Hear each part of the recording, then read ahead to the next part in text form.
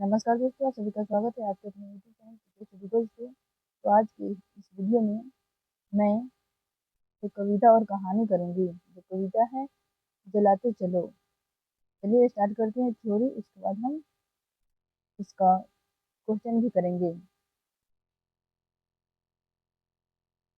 और कहानी है क्षत्रिय और बिहू नृत्य। इनके रचनाकार है जया मेहता। पहले कविता करते हैं। जलाते चलो द्वारिका प्रसाद माहेश्वरी इनके रचनाकार है। जलाते चलो कविता के रचनाकार मध्य द्वारिका प्रसाद माहेश्वरी है। इनका जन्म 1916 ईस्वी में तथा मृत्यु 1998 ईस्वी में हुई थी। बाल साहित्य के चर्चित रचनाओं में द्वारिका प्रसाद माहेश्वरी का नाम प्रमुखता से लिया जाता है। उन्होंने बच्चे के लिए बहुत सी रचनाएं लिखी हैं। ये जो पुस्तक बता रहे हैं 6 क्लास के मल्हार पुस्तक का है, मल्हार बुक का है। बहुत सी रचनाएं लिखी हैं। द्वारिका प्रसाद माहेश्वरी द्वारा लिखित हम सब, सुमन एक उपवन के जैसे गीत आज भी बहुत लोकप्रिय है। जलाते चलो एक प्रेरणादायक कविता है जो हमें कठिनाइयों में भी साहस और दृढ़ता के साथ आगे बढ़ते रहने के लिए प्रोत्साहित करती है। यह कविता दीपक को ज्ञान और आशा के प्रतीक के रूप में उपयोग करती है। यह दर्शाती है कि एक छोटा सा प्यास भी अंधेरे में उजाला ला सकता है। इस कविता के माध्यम से कवि द्वारिका प्रसाद माहेश्वरी मनुष्य के हृदय में आशा और ज्ञान का संचार करने का प्रयास कर रहे हैं। कवि के अनुसार ये हर प्रकार की कठिनाइयों का मुसीबतों का सामना करते हुए मनुष्य अपने जीवन के लिए नए रास्ते का निर्माण कर सकता है। मनुष्य को अंधेरे से उजाले की ओर एवं अज्ञान से ज्ञान की ओर बढ़ने का प्रयास लगातार करते रहना चाहिए। प्रेम और ज्ञान का सहारा लेकर यदि मनुष्य मिलजुल कर आगे बढ़ेंगे तो विश्व कल्याण का सपना साकार किया जा सकता है। इस कविता का मूल भाव यही है। जलाते चलो कविता में कवि दुनिया में स्नेह के लिए जलाने की बात करता है। कवि कहता है कि यदि प्रत्येक व्यक्ति अपना कर्तव्य समझ ले और दूसरों की भलाई के लिए कार्य करे तो पूरी दुनिया सुंदर बन जाएगी। इस कविता में वर्णित है कि पूर्णिमा की रात चंद्रमा पूरा दिखने लगता है। इसके बाद काला धीरे धीरे घटती रहती है। चंद्रमा की कलाओं के बढ़ने के दिनों को शुक्ल पक्ष कहते हैं। कवि कहता है कि धारा पर अंधकार को मिटाने के लिए हम प्रेम सौहार्दपूर्ण व्यवहार करें। मनुष्य दीपक की नाव तैयार करे, लगातार दीपक रूपी नाव बहेगी तो अंधकार का किनारा जरूर मिलेगा। द्वारिका प्रसाद माहेश्वरी द्वारा रचित कविता जलाने चलो से प्रेम, धैर्यशीलता, साहस, लोक कल्याण और बलिदान जैसे मूल्यों का अपनाकर चलने का संदेश देती है। ये जीवन मूल्य हमारे अंधकार मानवता का संचार कर सदैव मार्गदर्शन करते हैं ताकि हम अच्छाई के मार्ग से विचलित ना हो। चलिए कविता तो समाप्त हुई। अब हम यहाँ से क्वेश्चन करते हैं। क्वेश्चन नंबर 1 है, जलाते चलो कविता में आशा और उत्साह जगाने वाली कविता है। इसमें आशा क्यों की गई है? ऑप्शन सुनिए। ए है, निराशा के बीच आशा की किरण नहीं दिखाई देती है। बी है, जीवन रूपी दीप में स्नेह व अपनापन रूपी तेल भरकर आगे बढ़ने की प्रेरणा देती है। सी है, प्रेम सद्भावना और मानवीय सौंदर्य नहीं है। डी है, विश्व बंधुत्व की आशा जागृत नहीं होती है। इसका सही जवाब है ऑप्शन नंबर बी। जीवन रूपी दीप में स्नेह व अपनापन रूपी तेल भरकर आगे बढ़ने की प्रेरणा देती है। इसका डिस्कशन देखिए।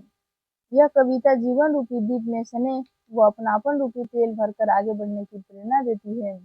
निराशा के बीच ही आशा की एक किरण दिखाई देती है। मानव और विश्व कल्याण हेतु हमें महापुरुषों के पद चिन्हों पर चलना होगा। प्रेम सद्भावना और मानवीय सौहार्द से यह जीवन खुशहाल बनता है। नई पीढ़ी इतिहास में महान लोगों से प्रेरणा लेकर एक सुंदर भविष्य की नींव रखेगी। कविता मनुष्य के रूप में विश्व बंधुत्व की आशा जागृत करती है। चलिए नेक्स्ट 2 नंबर क्वेश्चन है, कविता में अंधेरे या तिमिर के लिए किन वस्तुओं के उदाहरण दिए गए हैं? ऑप्शन है अमावस्या, बी निशा, सी तिमिर की शिला और डी है उपयुक्त सभी। इसका सही जवाब है ऑप्शन नंबर डी, उपयुक्त सभी। कविता में अंधेरे या तिमिर के लिए निम्नलिखित वस्तुओं के उदाहरण दिए हुए हैं, जैसे अमावस, निशा, तिमिर की सरिता, तिमिर की शिला, पवन, तूफान। ये सब तिमिर या अंधेरे के लिए उदाहरण दिए गए हैं। नेक्स्ट देखिए 3 नंबर क्वेश्चन है, जलाते चलो कविता में किसे जलाने और किसे बुझाने की बात कही गई है? ऑप्शन है ए मनुष्य आशा रूपी दीपक जलाकर रखे, बी है स्नेह से भरे दीपक चारों ओर न जले, सी है बनावटी वस्तुएं बाधा उत्पन्न नहीं करती है और डी है बिना स्नेह वाले विद्युत दिए नहीं बुझाना चाहिए। इसका सही जवाब है ऑप्शन नंबर ए, मनुष्य आशा रूपी दीपक जलाकर रखे। डिस्कशन देखिए इसका, मनुष्य आशा रूपी दीपक जलाकर रखे, स्नेह से भरे दीपक चारों ओर जले और बिना स्नेह वाले विद्युत दिए बुझा देने चाहिए, क्योंकि बनावटी वस्तुएं बाधा उत्पन्न करती है। नेक्स्ट 4 नंबर क्वेश्चन है, निम्नलिखित में से स्तंभ 1 और स्तंभ 2 में पंक्तियों के सही मिलान कीजिए। यहाँ पे मिलान करना है, यहाँ पे देखने में थोड़ा सा कठिनाई होगी तो डायरेक्ट हम आंसर ही की तरफ चलते हैं। इसका सही जवाब होगा ऑप्शन नंबर बी।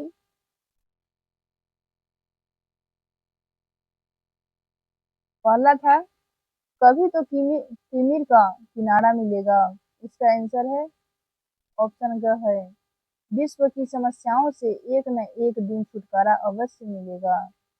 दूसरा है जलाते चलो में दिए स्नेह भर भर कर, तो इसका आंसर है दूसरों के सुख चैन के लिए प्रयास करते रहिए। उसके बाद तीसरा है मगर विश्व आज क्यों दिवस में घिरी आ रही है अमावस निशा से, इसका आंसर है विश्व में सुख शांति क्यों कम होती जा रही है। तो चौथा है बिना स्नेह विद्युत दिए जल रहे जो बुझाओ, इन्हें यो न पथ मिल सकेगा। इसका सही जवाब है ऑप्शन क है, विश्व की भलाई का ध्यान रखे बिना प्रगति करने से कोई लाभ नहीं होगा। उसके बाद नेक्स्ट क्वेश्चन देखिए, नेक्स्ट 5 नंबर क्वेश्चन है, निम्नलिखित कविता में मुख्य रूप से क्या कहा गया है? ऑप्शन सुनिए, ए भलाई के कार्य नहीं करना, बी प्रेम त्याग व ज्ञान के संदेश संसार में नहीं फैलाना, सी है भलाई के कार्य करते रहना और डी है सभी को हतोत्साहित करना। इसका सही जवाब है ऑप्शन नंबर सी, भलाई के कार्य करते रहना। कविता में कवि ने संदेश दिया कि भलाई के कार्य करते रहना, संघर्ष सफलता की कहानी निरंतर चल रही है, में निराश और हतोत्साहित नहीं होना चाहिए, क्योंकि अगर एक भी दीपक जल रहा है तो मानवता फैलती रहेगी। प्रेम त्याग व ज्ञान के जे संदेश में संसार में फैलेंगे और जीवन सार्थक होगा और सभी लोग भलाई के कार्य करते रहेंगे। नेक्स्ट 6 नंबर क्वेश्चन देखिए, 6 नंबर क्वेश्चन है, निम्नलिखित में से कविता दीपक और तूफान जो सदा से चली आ रही है, दिए और तूफान की यही कहानी चली आ रही और चलती रहेगी, इसका भाव स्पष्ट करना है। ऑप्शन है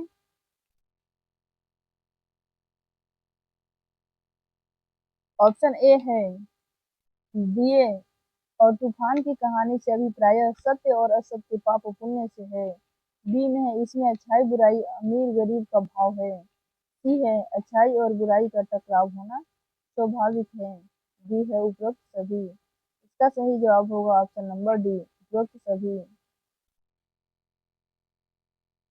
इसका डिस्कशन देखिए, दिए और तूफान की कहानी से अभिप्राय अमीर गरीब, सत्य असत्य, हिंसा अहिंसा, पाप पुण्य आदि अच्छाई और बुराई से है। अच्छाइयों और बुराइयों का टकराव होना स्वाभाविक है, इनके टकराव की कहानी युगों युगों से चली आ रही है और आगे भी ऐसे ही चलती रहेगी। नेक्स्ट 7 नंबर क्वेश्चन है, निम्नलिखित में से कविता में दीपक की यह सोने जैसी लौ क्या है? जली तो जली जो प्रथम बार लौ दीप की, स्वर्ण सी जल रही और जलती रहेगी। जो तो अनगिनत सालों से जल रही है, इसका भाव क्या है? ऑप्शन है, ऑप्शन ए है दीपक की, यह सोने जैसी लौ आशा का प्रतीक है। बी है हमारे जीवन अच्छे भविष्य की आशा का सहारा लेकर ही चलता है। सी है जीवन में आशा और उम्मीद की लौ जलना चाहिए। डी है उपरोक्त सभी। इसका सही जवाब है ऑप्शन नंबर डी, उपरोक्त सभी। दीपक की यह सोने जैसी लौ आशा और उम्मीद का प्रतीक है।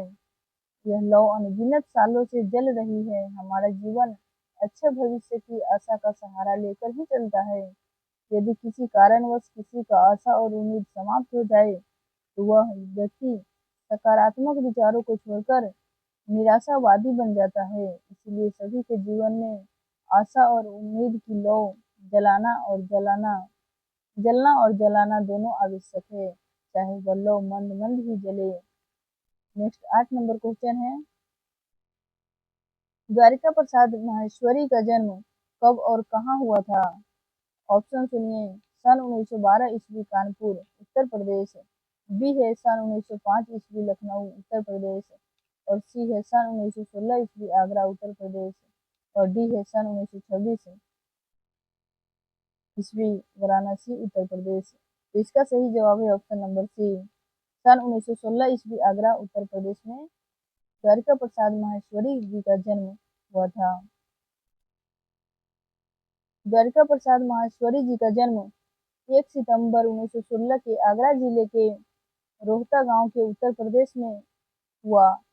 ये हिंदी के साहित्यकार थे। उन्होंने बाल साहित्य पर 26 पुस्तकें लिखी, जिससे वे बच्चों के गांधी भी कहलाते हैं। ये प्रयागराज में ही माहेश्वरी ने गुंजन नामक संस्था भी बनाई, जिसकी गोष्ठियां हिंदी साहित्य सम्मेलन के कक्ष में समय समय पर होती रहती थी। उनके द्वारा हम सब सुमन एक उपवन के जैसे गीत आज भी लोकप्रिय है। इन्हें वर्ष 1977 ईस्वी में उत्तर प्रदेश हिंदी संस्थान लखनऊ द्वारा उन्हें बाल साहित्य का सर्वोच्च पुरस्कार प्रदान किया गया। इनका सन 29 अगस्त 1998 ईस्वी में निधन हो गया, यानी कि मृत्यु हो गया। चलिए यहीं पर समाप्त होता है। नेक्स्ट हम कहानी लेकर आए हैं। नेक्स्ट कहानी का नाम है क्षत्रिय और बिहू नृत्य। इनके रचनाकार है जया मेहता। क्षत्रिय और बिहू नृत्य लेखिका एक शिक्षिका जया मेहता की नृत्य कहानी है।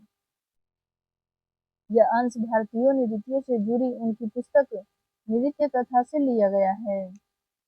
इस पाठ में भारतीय संस्कृति, नृत्य, संगीत और मान्यताओं को अत्यंत रोचक ढंग से प्रस्तुत किया गया है। क्षत्रिय और बिहू नृत्य कहानी एक छोटी लड़की एंजेला के असम यात्रा की है।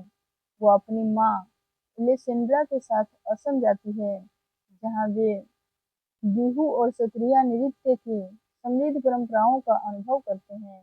एंजेला और उसकी माँ की इस यात्रा में हमें असम की एक सांस्कृतिक धरोहर की एक झलक मिलती है। एंजेला और उसका परिवार लंदन से असम के लिए रवाना होते हैं। एंजेला की माँ अलेसेंड्रा एक डॉक्यूमेंट्री फिल्म निर्माता थी। उन्हें लंदन की ब्रिटिश अकादमी से वित्तीय मदद दी गई थी। एंजेला और उसका परिवार नई दिल्ली होते हुए गुवाहाटी पहुंचता है, जहां वे एक होटल में ठहरते हैं। एंजेला की माँ उसे बताती है कि असम पूर्वोत्तर भारत का एक सुंदर राज्य है, जो अपने वन्य जीवन, रेशम, चाय के बागानों और समृद्ध नृत्य परंपराओं के लिए प्रसिद्ध है। जो कि असम चाय के लिए आज भी प्रसिद्ध है। वे सभी गांव मलंग के बुहाग बिहू त्योहार देखने जाते हैं। असम की त्योहार है यहाँ पे बिहू, बुहांग बिहू त्योहार मनाते हैं, जो असम के नए साल के मन और बसंत ऋतु का प्रतीक है। यह त्योहार मुख्यतः किसानों द्वारा साल में 3 बार मनाया जाता है। जब बीज बोए जाते हैं, जब धान रोपित किए और जब फसल तैयार होती है, तो असम में ये त्योहार मनाते हैं, सुहाग बिहू। इस दौरान अंजेला अपने नए दोस्त अनु से मिलती है। वह एक असली लड़की है जो रीना सेन नामक एक प्रसिद्ध लेखिका की बेटी है। दोनों लड़कियां जल्द ही घुल मिल जाती है और एक दूसरे की भाषाएं और संस्कृति सीखने लगती है। फिर वे सभी उत्तर असम के एक मठ में जाते हैं जहां सत्रिया नृत्य का आयोजन किया जाता है। पहले यह नृत्य केवल पुरुष करते थे, लेकिन अब महिलाएं भी करने लगी। एंजेला असम की समृद्ध सांस्कृतिक धरोहर, विशेषकर बिहू और सत्रिया नृत्य से इतनी प्रभावित होती है कि जब वह लंदन लौटती है तो अपनी कक्षा में इन नृत्यों का प्रदर्शन करती है। यह कहानी हमें दिखाती है कि कैसे एक यात्रा और नई संस्कृति का अनुभव एक बच्चे के मन एवं जीवन में अस्थायी छाप छोड़ सकता है।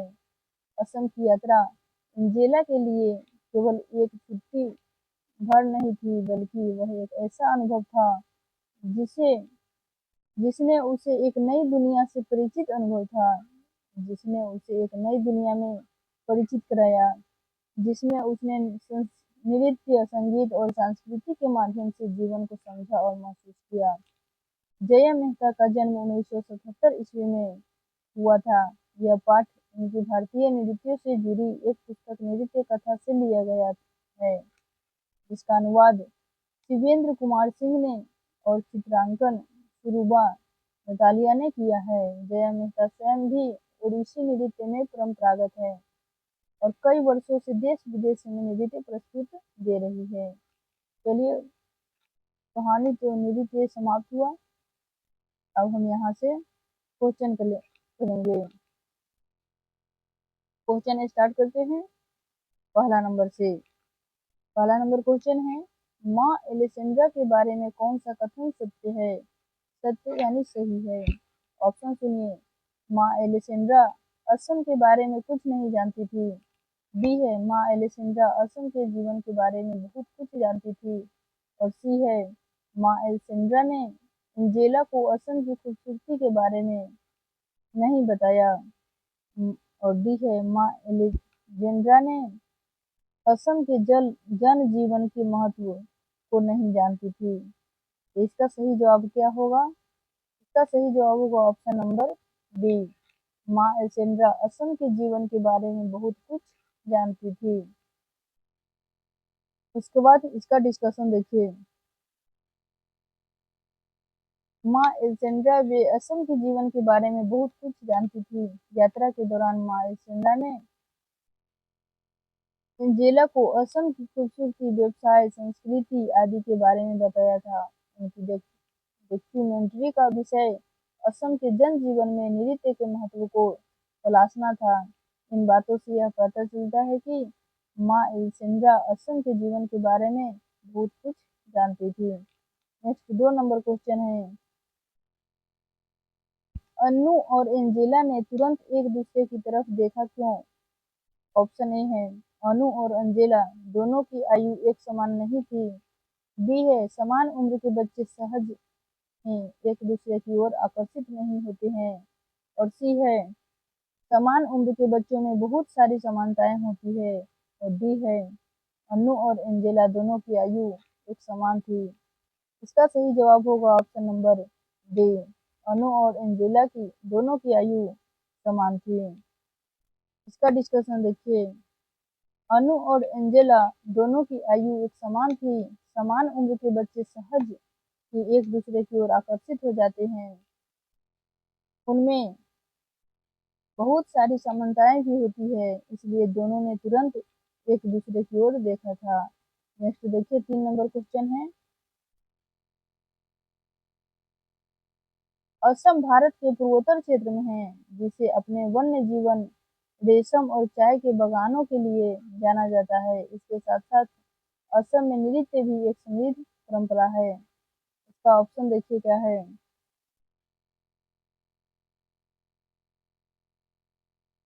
ऑप्शन ए है, असम की प्रकृति ने असम को मनोहर भव्यता और वन्य जीवन की प्रचुरता का वरदान दिया है। बी में है, असम पूर्वोत्तर भारत का प्रवेश द्वार नहीं कहा जाता है। सी है, असम राज्य में प्राकृतिक सुंदरता नहीं है। और डी है असम चाय के बागानों और समृद्ध नृत्य परंपराओं के लिए जाना जाता है। इसका सही जवाब है ऑप्शन नंबर ए।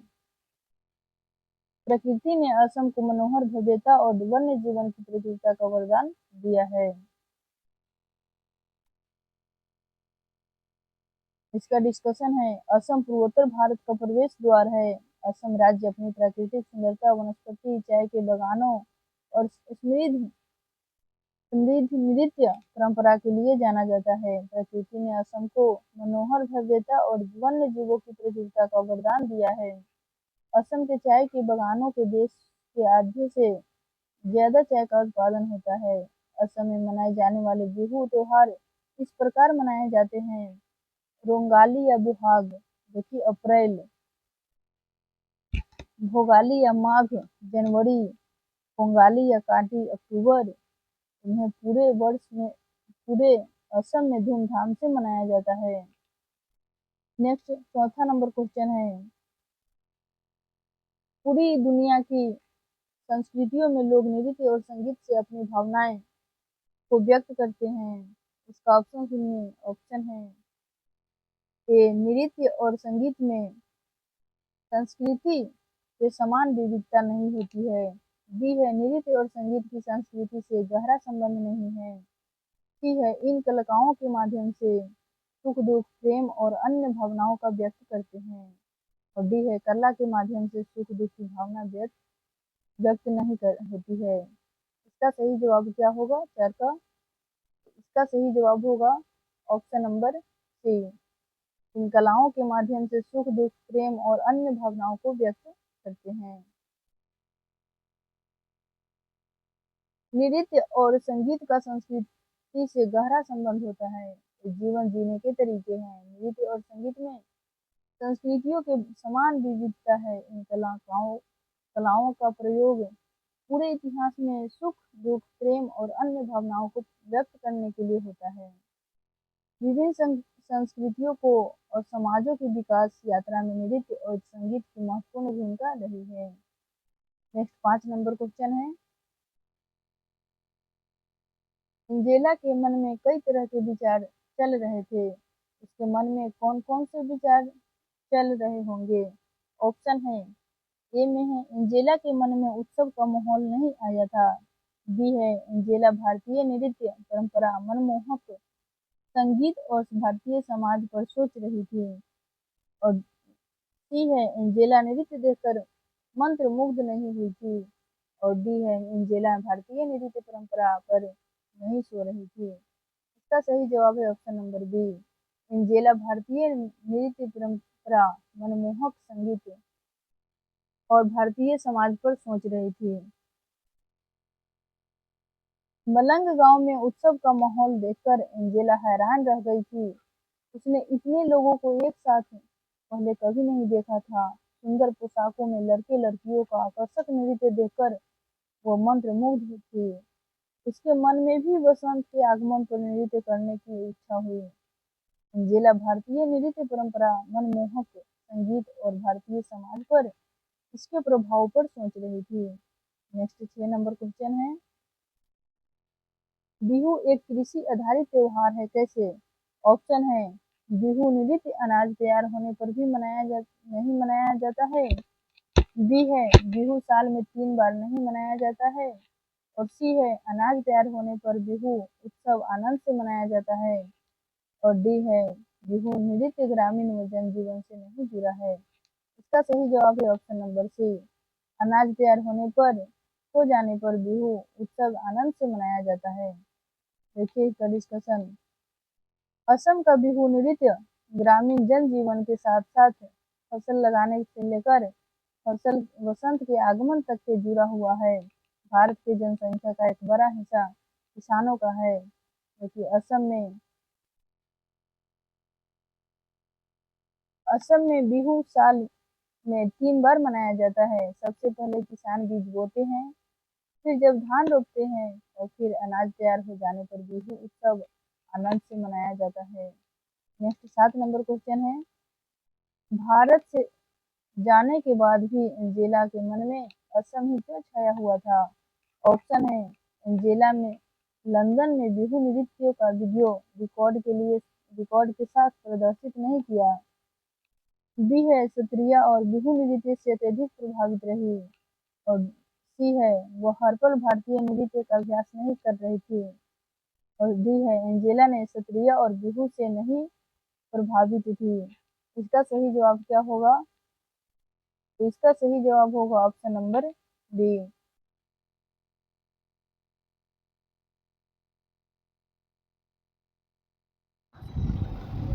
इसका डिस्कशन देखिए। लंदन लौटने के बाद भी एंजेला असम के सत्रिया और बिहू नृत्य से अत्यधिक प्रभावित रही। वह हर पल भारतीय नृत्य का अभ्यास कर रही थी। खाने पीने, चलने और यहाँ तक कि खेलने के दौरान भी वह नृत्य करती रही। एंजेला ने लंदन में अपने स्कूल की कक्षा में स्वयं किए गए रंग बिरंग सत्रिया और आनंदित करने वाले बिहू नृत्य को वीडियो रिकॉर्डिंग के साथ प्रदर्शित किया। नेक्स्ट 8 नंबर क्वेश्चन है, बिहू नृत्य और इसके उत्सव में एंजेला और उसका परिवार लजीज पकवानों और उसके उत्सवों को देखकर अचंभित क्यों हुए? ऑप्शन सुनिए। ए है, बिहू नृत्य में लड़के वाद्य यंत्र नहीं बजाते हैं। बी है, बिहू नृत्य में खूबसूरत पोशाक धारण नहीं करते हैं।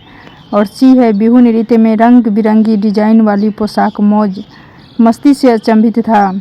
डी है, बिहू नृत्य समूह में स्त्री पुरुष नहीं नाचते हैं। इसका सही जवाब क्या होगा? तो 8 नंबर का इसका सही जवाब है ऑप्शन नंबर सी, बिहू नृत्य में रंगी बिरंगी डिजाइन वाली पोशाक मौज मस्ती से अचंभित था। इसका डिस्कशन देखिए। डिस्कशन क्या है? भारत के असम राज्य के लोक नृत्य बिहू त्योहार से संबंधित है। समूह में नाचते स्त्री पुरुष अत्यंत उत्साहित थे। लड़के वाद्य यंत्र बजा रहे थे और लड़कियों ने लाल और बादामी रंग की डिजाइन वाली पोशाक धारण करी हुई थी। मौज मस्ती से भरे नृत्य, स्वादिष्ट पकवान और मनोरंजन से भरपूर बिहू उत्सव से एंजेला और उसका परिवार अचंभित था। नेक्स्ट 9 नंबर क्वेश्चन है, वहाँ एक बड़े से बरगद के पेड़ के नीचे मंच बनाया गया था। बिहू नृत्य के लिए बरगद के पेड़ के नीचे मंच क्यों बनाया गया होगा? ऑप्शन है ए, हिंदू ग्रंथों में बरगद के पेड़ को पूजनीय नहीं माना जाता है। बी है, बिहू नृत्य के लिए बरगद के पेड़ रूपी प्राकृतिक मंच से बेहतर क्या हो सकता था। और सी है, बिहू नृत्य के लिए बरगद के पेड़ के नीचे बेहतर नहीं होते। डी है, बरगद के पेड़ का सांस्कृतिक महत्व नहीं है। इसका सही जवाब है ऑप्शन नंबर बी, बिहू नृत्य के लिए बरगद के पेड़ रूपी प्राकृतिक मंच से बेहतर हो सकता था। उसके बाद इसका डिस्कशन देखिए। डिस्कशन क्या है? हिंदू ग्रंथों में बरगद के पेड़ को पूजनीय माना जाता है। भारतीय संस्कृति में प्राचीन काल से बरगद के पेड़ को पूजा जाता है। यह विश्वास वृक्ष होता है और फैलाव के कारण काफ़ी लोग इसके नीचे व आसपास एकत्रित हो जाते हैं, इकट्ठा हो जाते हैं। बिहू नृत्य के लिए बरगद के पेड़ रूपी प्राकृतिक मंच से बेहतर और क्या हो सकता था। साथ ही इस पेड़ का सांस्कृतिक महत्व भी है। 10 नंबर क्वेश्चन है, लेखिका जया मेहता का जन्म कब हुआ था? ऑप्शन है ए 1970, बी 1980, सी 1977 और डी 1990। इसका सही जवाब है ऑप्शन नंबर सी 1977। इसका डिस्कशन देखिए। डिस्कशन क्या है? जया मेहता एक नृत्यांगना है, लेखिका है, शिक्षिका है, आप जैसे बच्चों की मित्र भी है। इसीलिए तो वे इतनी सरलता से आपके लिए भारतीय नृत्यों की सुंदरता और बारीकियों को शब्द से पिरो लेती है। इनका जन्म 1977 ईस्वी में हुआ।